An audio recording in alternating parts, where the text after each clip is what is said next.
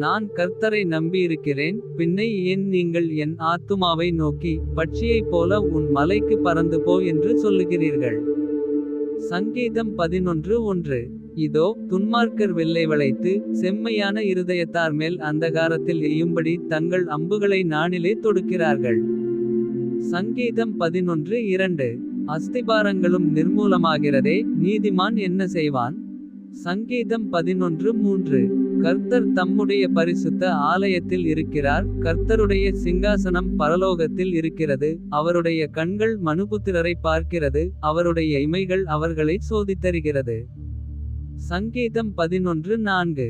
கர்த்தர் நீதிமானை சோதித்தருகிறார். துன்மார்க்கனையும் கொடுமையில் பிரியமுள்ளவனையும் அவருடைய உள்ளம் வெறுக்கிறது. சங்கீதம் 11:5. துன்மார்க்கர் மேல் கண்ணிகளை வருஷிக்க பண்ணுவார். அக்கினியும் கந்தகமும் கடுங்கோடை கொந்தளிப்பும் அவர்கள் குடிக்கும் பாத்திரத்தின் பங்கு. சங்கீதம் 11:6. கர்த்தர் நீதியுள்ளவர். நீதியின் மேல் பிரியப்படுவார். அவருடைய முகம் செம்மையானவனை நோக்கியிருக்கிறது. சங்கீதம் 11:7.